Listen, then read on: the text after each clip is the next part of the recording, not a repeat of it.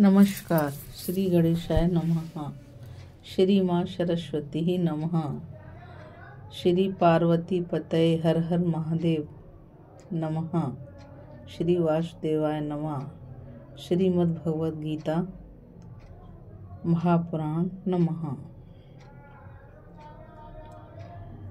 आज मैं गीता रावत आप लोगों के सामने एक महान ग्रंथ को लेकर उपस्थित हुई हूँ,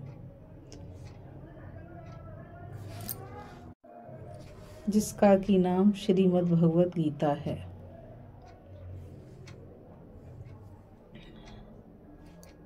इस गीता के बारे में हम थोड़ी सी बातें समझ लेते हैं कि इसमें क्या है और कैसे है। कुरुक्षेत्र में जब कौरव पांडवों में युद्ध होने जा रहा था, श्री कृष्ण भगवान ने जो उपदेश अपने मित्र अर्जुन को दिए हैं, वही उपदेश गीता का सार है अथवा ज्ञान है। श्री गीता में 18 अध्याय हैं और उन 18 अध्यायों में अथाह ज्ञान है, यानी कि ज्ञान का समुद्र अथवा समुद्र से हटकर भी कोई महान विशालता वाला कोई सागर हो, वह भी इस गीता ज्ञान के सामने छोटा है, क्योंकि यह गीता के जो उपदेश हैं वह श्री कृष्ण भगवान की वाक्मयी मूर्ति है, जिसका अर्थ है कि यह भगवान के मुंह से निकले हुए शब्द हैं और शब्द का अर्थ होता है ब्रह्मांड। क्योंकि कोई भी चीज या जीवन या वस्तु बिना शब्दों के प्रकट नहीं की जा सकती है। तो आप स्वयं ही समझ सकते हो कि युद्ध के मैदान में जहाँ पर सब अपने ही लोग उचित अनुचित का विचार किए बिना अधर्म की तरफ लड़ने के लिए खड़े थे, और उन लोगों को तो इतना भी ज्ञान नहीं था कि पांडवों के साथ क्या क्या हुआ था। लाक्षागृह का षड्यंत्र, भीम को जहर के लड्डू देना, 5 गांव तक न देना और द्रौपदी को भरी सभा में अपमानित करना। और जब प्रभु श्री कृष्ण भगवान दुर्योधन की सभा में संधि के लिए जाते हैं, तो दुर्योधन का आदेश बंदी बना लो ग्वाले को। अरे वह यह भूल गया था कि यह ग्वाला नहीं है, यह विश्व का सम्राट है, और ऐसा सम्राट जिसको तो पलक उठाने की भी जरूरत नहीं है। यह सम्राट तो बस सोच से ही प्रलय ला सकता था। पर वही बात कि जब आदमी में बुद्धि तामसिक हो जाती है या उसकी बुद्धि भ्रष्ट हो जाती है, तो वह अपने आप को विश्व विजयी समझने लगता है। यही हाल बेचारे दुर्योधन का था। फिर अपने बाबा भीष्म, पितामह पर गुरु द्रोणाचार्य, कृपाचार्य, गुरुपुत्र अश्वत्थामा और अपने मित्र कर्ण और अपने राज्य और अपने पिता पर उसे बड़ा घमंड था। तो अपने सदगुणी भाई और भगवान उसे कहाँ नजर आते। तो उसी दुर्योधन की वजह से युद्ध हुआ, और अर्जुन, उनका तो क्या कहना। वह तो इतने बड़े संत थे कि इतना कुछ अनर्थ होने पर भी प्रभु से कहते हैं कि माधव, मैं युद्ध नहीं कर सकता। अरे गोविंद, देखो तो सही, सब मेरे अपने ही तो यहाँ खड़े हैं, इन सब में से मैं किस प्रकार युद्ध करूं।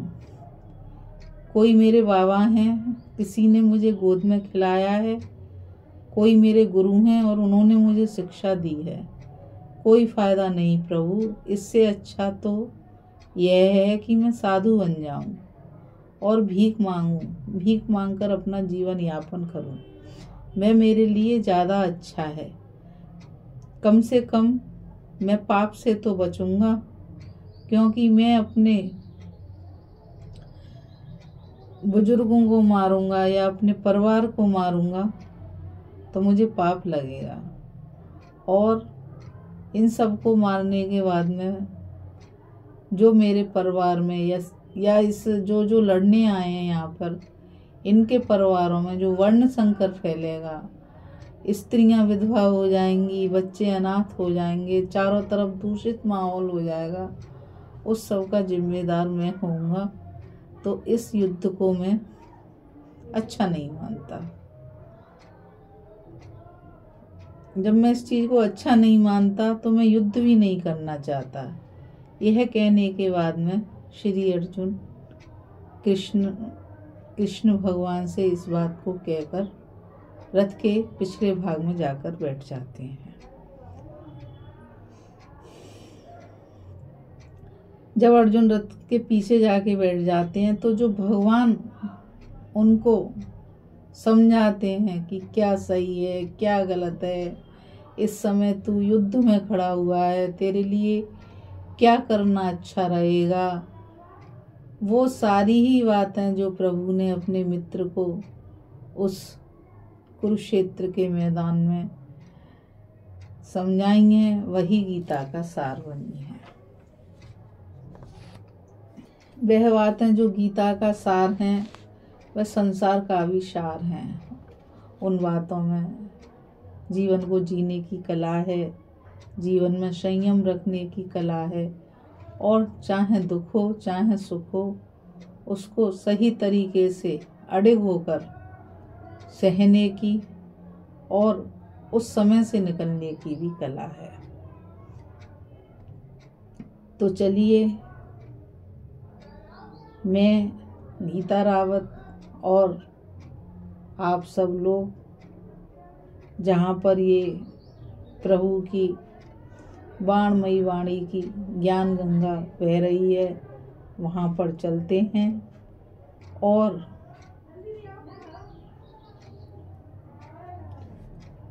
श्री कृष्ण योगेश्वर और उनके परम ज्ञानी मित्र श्री अर्जुन की वार्ता के उस ज्ञान को सुनने के लिए हम और आप चलते हैं और प्रभु से प्रार्थना करते हैं कि हे गोविंद, हे माधव, हमको भी ऐसी बुद्धि देना कि जो ज्ञान आप अर्जुन को दे रहे हैं वह सबकी बुद्धि में आए और सब सद्बुद्धि हों,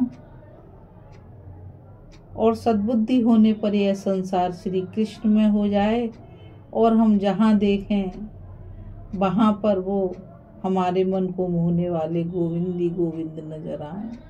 जय श्री कृष्ण।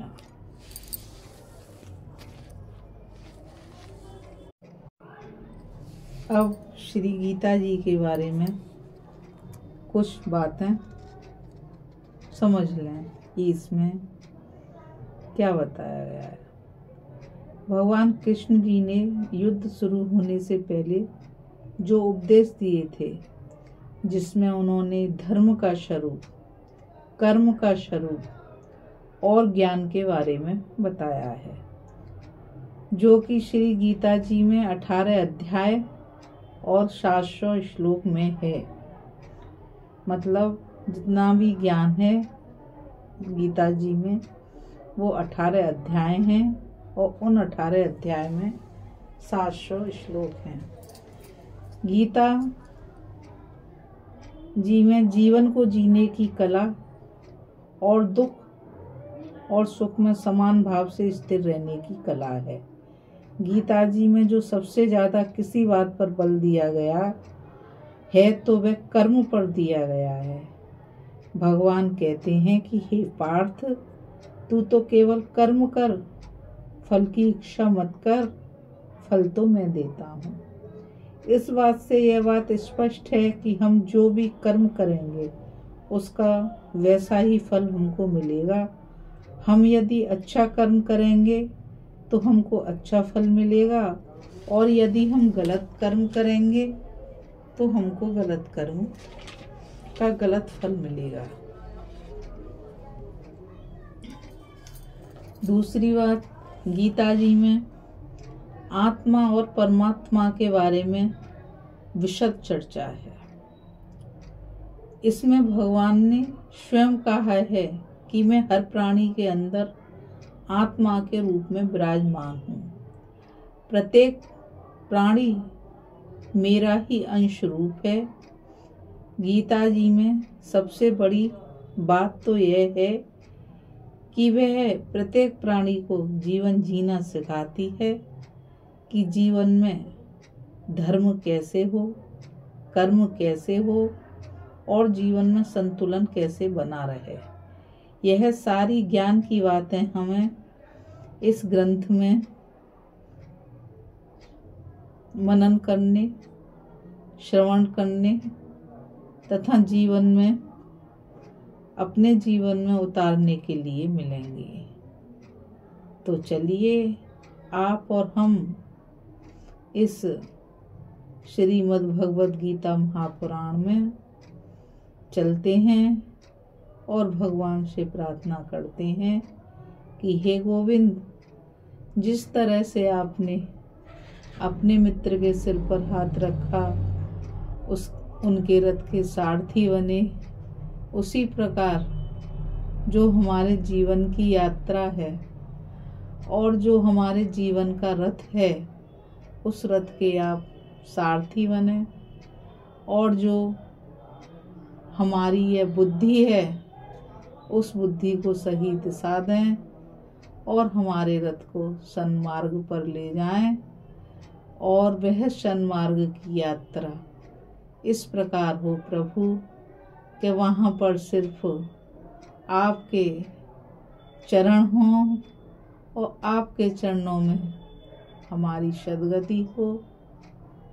तो चलिए आज हम गीता के प्रथम अध्याय का पाठ शुरू करते हैं।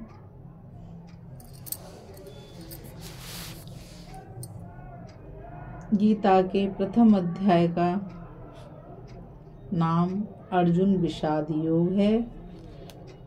इस अध्याय का नाम अर्जुन विषाद योग इसलिए है क्योंकि युद्ध के मैदान में अर्जुन को दुख प्रकट हुआ था अपने प्रियजनों को देखकर।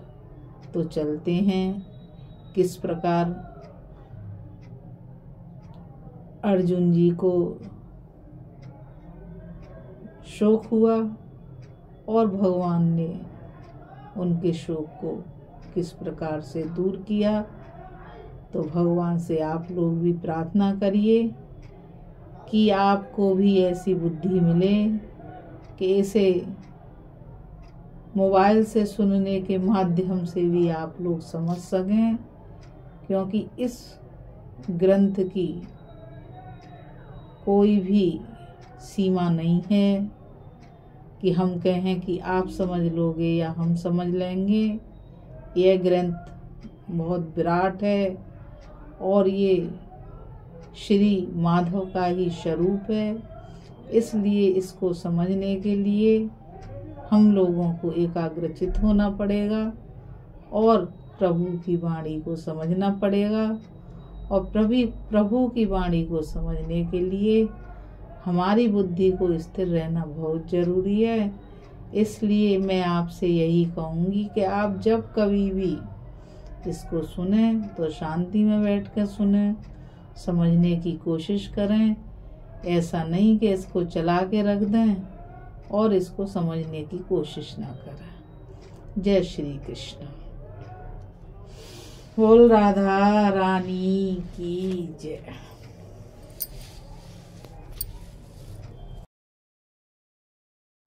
ओम श्री परमात्मने नमः। पहला अध्याय। धृतराष्ट्र बोले, हे संजय, धर्म भूमि कुरुक्षेत्र में इकट्ठे हुए युद्ध की इच्छा वाले मेरे और पांडु के पुत्रों ने क्या किया। इस पर संजय बोले, उस समय राजा दुर्योधन ने व्यूहर रचना युक्त पांडवों की सेना को देखकर और द्रोणाचार्य के पास जाकर यह वचन कहा। अब यह गीता महापुराण शुरू हो रही है और इसमें मैं आपको थोड़ी सी बात समझा दूं, जिससे कि आप आगे सब कुछ समझने में सक्षम होंगे। धृतराष्ट्र जो कि दुर्योधन के पिता हैं, और उनके मित्र हैं संजय। जो संजय हैं उनको व्यास जी ने दिव्य दृष्टि दी हुई थी, इसलिए क्योंकि धृतराष्ट्र अंधे थे। तो धृतराष्ट्र संजय से पूछ रहे हैं कि जो संजय हैं वो वहीं बैठे बैठे युद्ध के मैदान को देख रहे थे। समझ लीजिए कि लाइव टेलीकास्ट देख रहे थे, जैसे कि हम देखते हैं अब टीवी में या मोबाइल में। तो वो महल में या राजभवन में बैठे हुए सब कुछ देख रहे थे और धृतराष्ट्र को बता रहे थे। तो धृतराष्ट्र संजय से इस बात को पूछ रहे हैं कि हे धृतराष्ट्र, मुझे बताओ, कुरुक्षेत्र में जो लोग इकट्ठे हुए हैं, जिसमें कि पांडवों के पुत्र हैं और मेरे पुत्र हैं, वह इस समय वहाँ पर क्या कर रहे हैं। तो अब संजय उनको सारी बातें बताएंगे कि वहाँ पर धर्मभूमि कुरुक्षेत्र में कौन कौन इकट्ठे हुए हैं और वहाँ क्या चल रहा है। तो चलिए हम भी संजय के माध्यम से इस कथा को सुनते हैं। अब वो सारी बातों को धृतराष्ट्र को बताने जा रहे हैं कि हे आचार्य, आपके बुद्धिमान शिष्य द्रुपद पुत्र धृष्टद्युम्न द्वारा व्यूहाकार खड़ी की हुई पांडु पुत्रों की इस बड़ी भारी सेना को देखिए। इस सेना में बड़े बड़े धनुष वाले, युद्ध में भीम और अर्जुन के समान बहुत से शूरवीर हैं, जैसे सात्यकी और विराट तथा महारथी राजा द्रुपद और धृष्टकेतु, चेकितान तथा बलवान काशीराज, पुरुजित, कुंती भोज और मनुष्यों में श्रेष्ठ शैव्य और पराक्रमी युधामन्यु तथा बलवान उत्तमोजा, सुभद्रा पुत्र अभिमन्यु और द्रौपदी के 5 पुत्र, ये सभी महारथी हैं। हे ब्राह्मण श्रेष्ठ, हमारे पक्ष में जो जो प्रधान हैं उनको आप समझ लीजिए। आपके जानने के लिए मेरी सेना के जो सेनापति हैं उनको कहता हूँ।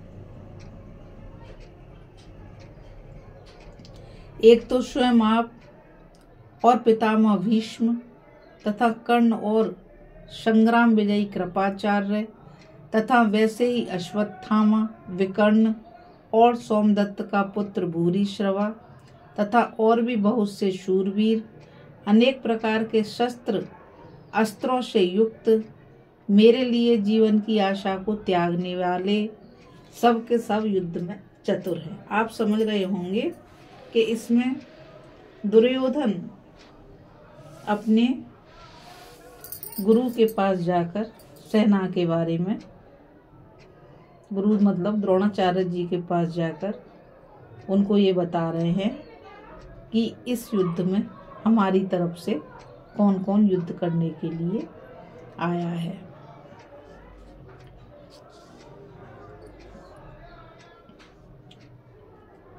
भीष्म पितामह द्वारा रक्षित हमारी वह सेना सब प्रकार से अजय है और भीम द्वारा रक्षित इन लोगों की यह सेना जीतने में सुगम है। यानी कि दुर्योधन उनसे कह रहे हैं कि हमारी सेना तो भीष्म पितामह द्वारा रक्षित है और जो पांडवों की सेना है वो भीम द्वारा रक्षित है। इसलिए सब मोर्चों पर अपनी अपनी जगह स्थिर रहते हुए आप लोग सबके सब ही निस्संदेह भीष्म पितामह की सब ओर से रक्षा करेंगे।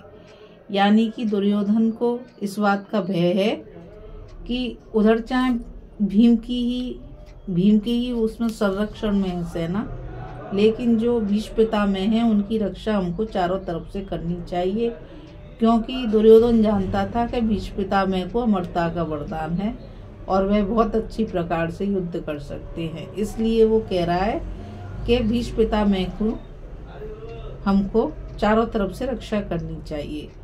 इस प्रकार द्रोणाचार्य से कहते हुए दुर्योधन के वचनों को सुनकर कौरवों में वृद्ध बड़े प्रतापी पितामह भीष्म ने उस दुर्योधन के हृदय में हर्ष उत्पन्न करते हुए उच्च स्वर से सिंह की नाद के समान गर्ज कर शंख बजाया। जब जो भीष्म पितामह हैं उन्होंने अपनी नाती की इस बात को सुना कि भाई मेरा नाती तो मेरी ही रक्षा करने के लिए कह रहा है चारों तरफ से, तो बड़े प्रसन्न हुए। और प्रसन्न होने के बाद में उन्होंने सबसे पहला जो शंख बजाया था युद्ध का, वो भीष्म पितामह ने ही बजाया है इसमें। उसके उपरांत शंख और नगारे तथा ढोल मृदंग और नरसिंहादि बाजे एक साथ ही बजे। उनका यह शब्द बड़ा भयंकर हुआ। उसके अनंतर सफेद घोड़ों से युक्त उत्तम रथ में बैठे हुए श्री कृष्ण महाराज और अर्जुन ने भी अलौकिक शंख बजाए। तो इस समय हमारे प्रभु रथ में बैठकर, जिसके के घोड़े हैं उनका रंग श्वेत है और रथ बड़ा ही सुंदर है, उसमें श्री कृष्ण महाराज और अर्जुन दोनों ही उस युद्ध भूमि में आए हैं और उन दोनों ने भी शंख बजाए हैं।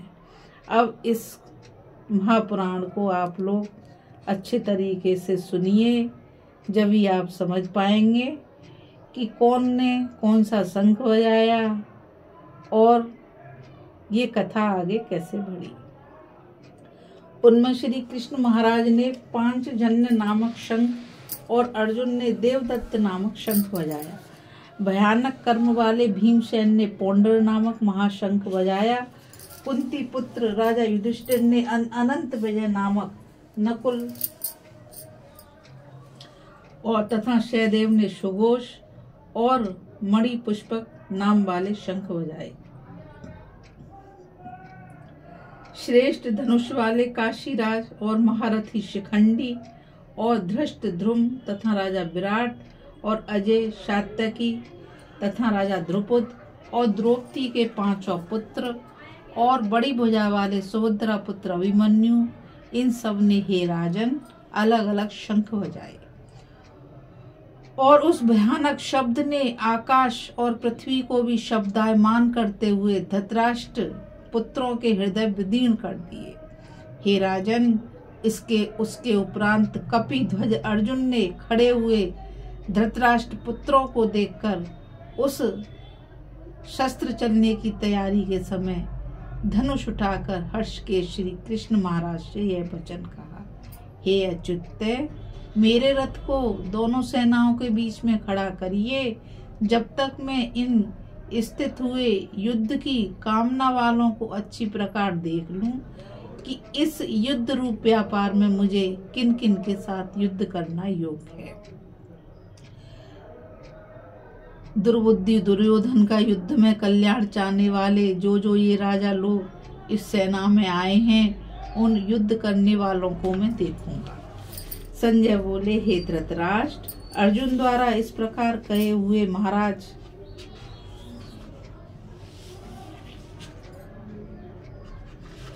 श्री कृष्णचंद्र ने दोनों सेनाओं के बीच में भीष्म और द्रोणाचार्य के सामने और संपूर्ण राजाओं के सामने उत्तम रथ को खड़ा करके ऐसे कहा कि हे पार्थ, इन इकट्ठे हुए कौरवों को देख।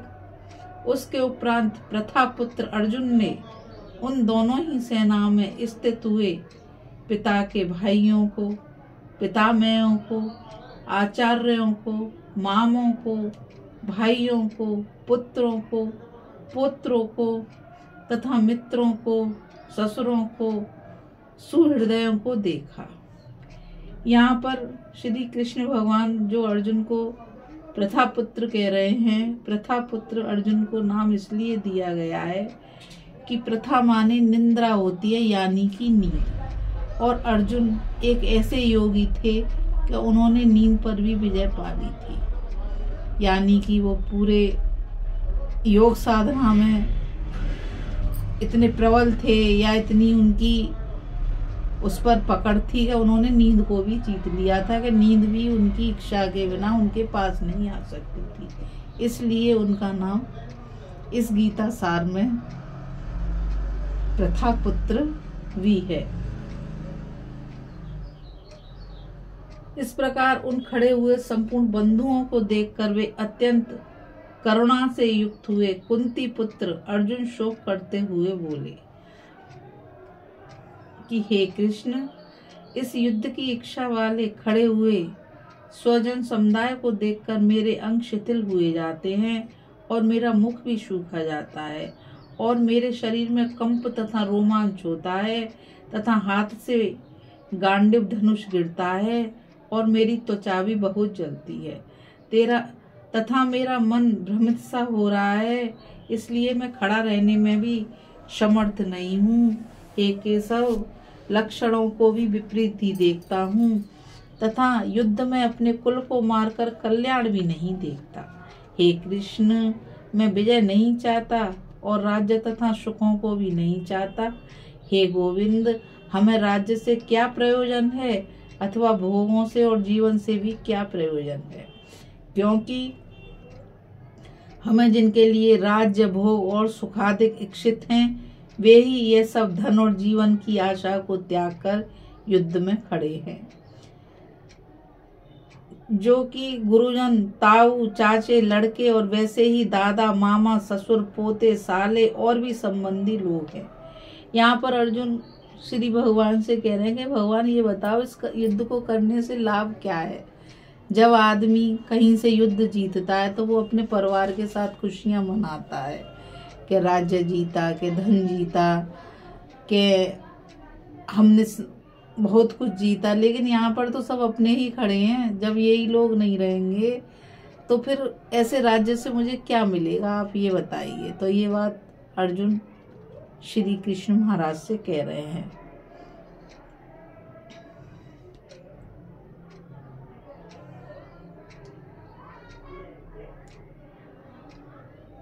इसलिए हे मधुसूदन, मुझे मारने पर भी अथवा 3 लोक के राज्य के लिए भी मैं इन सबको मारना नहीं चाहता।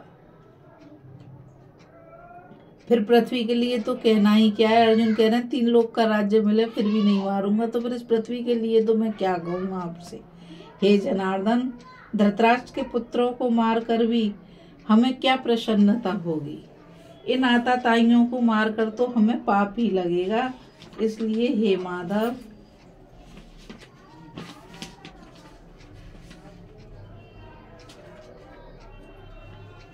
अपने बांधव धृतराष्ट्र के पुत्रों को मारने के लिए हम योग्य नहीं हैं, क्योंकि अपने कुटुंब को मारकर हम कैसे सुखी होंगे।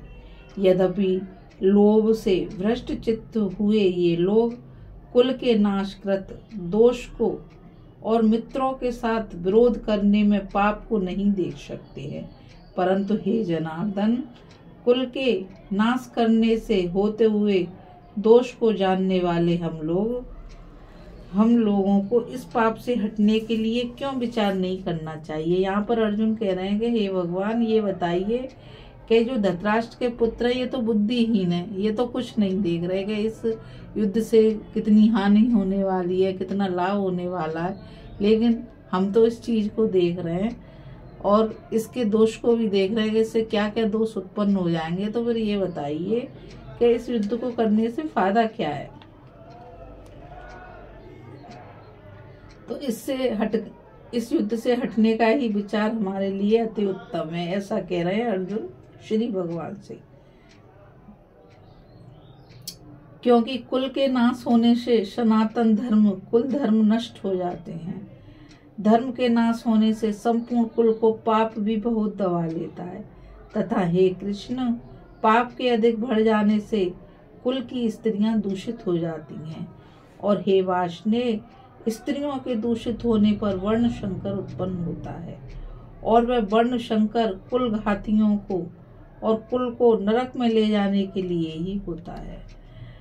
लोभ हुई पिंड और जल की क्रिया वाले इनके पितर लोग भी गिर जाते हैं और इन वर्ण संकर कारक दोषों से कुल घातियों के सनातन कुल धर्म और जाति धर्म नष्ट हो जाते हैं। तथा हे जनार्दन, नष्ट हुए कुल धर्म वाले मनुष्यों का अनंत काल तक नरक में वास होता है, ऐसा हमने सुना है।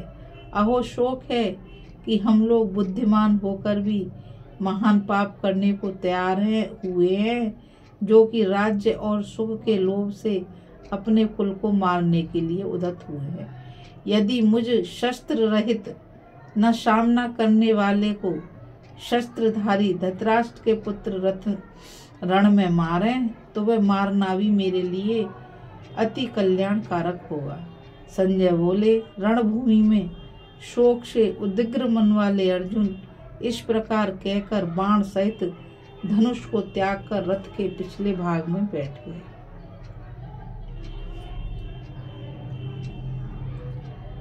अब यहाँ पर देखिए कि अर्जुन कितने बड़े विद्वान हैं और कितने बड़े ज्ञान को रखने वाले हैं। उन्होंने भगवान से कहा कि इन लोगों में तो बुद्धि है नहीं कि इस युद्ध के क्या लाभ है और क्या हानि है, लेकिन हम तो इस चीज को सोच सकते हैं कि जब युद्ध होगा तो कुल नाश होंगे, सनातन धर्म नष्ट हो जाएगा, और जब धर्म नष्ट हो जाएगा तो पाप के अधिक बढ़ जाने से पाप सबको दबा लेगा।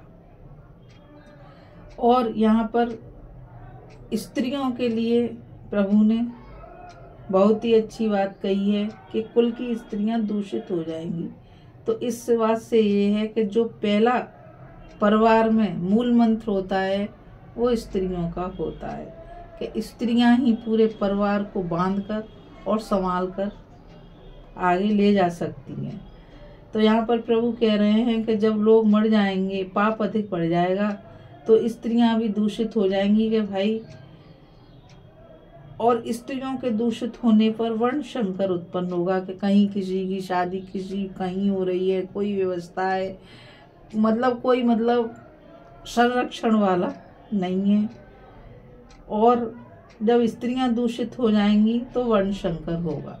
वर्ण संकर मतलब जाति वर्ण या जो एक धर्म है वो सब कुछ धर्म पर नहीं टिका रहेगा, और इससे बहुत ही नुकसान होगा। जैसे कि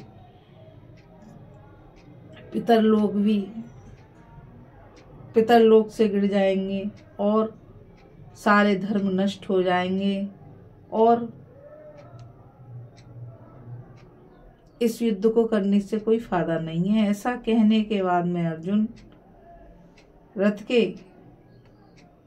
पिछले भाग में जाकर बैठ जाते हैं और अपने गांडीव को भी नीचे रख देते हैं। तो ये पहला अध्याय इति श्रीमद् भगवद गीता रूपी उपनिषद एवं ब्रह्म विद्या तथा योग शास्त्र विषयक श्री कृष्ण और अर्जुन के संवाद में अर्जुन विषाद योग नामक पहला अध्याय यहीं पर समाप्त होता है। तो जय श्री कृष्ण, नमस्कार।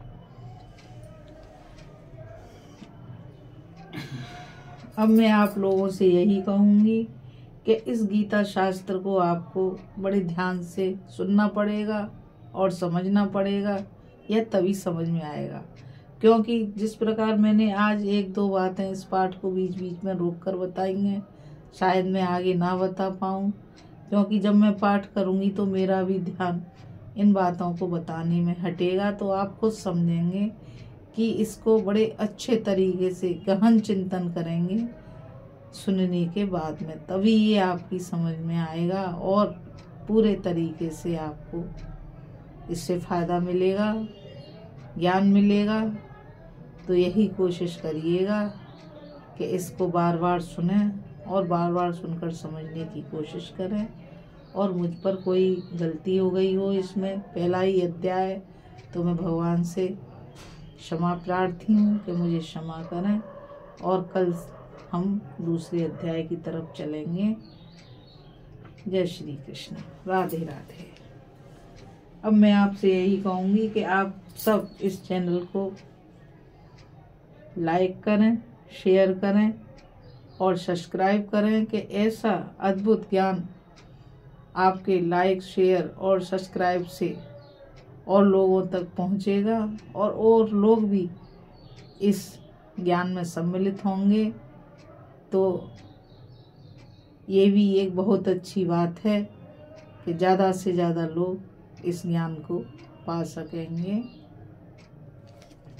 नमस्कार।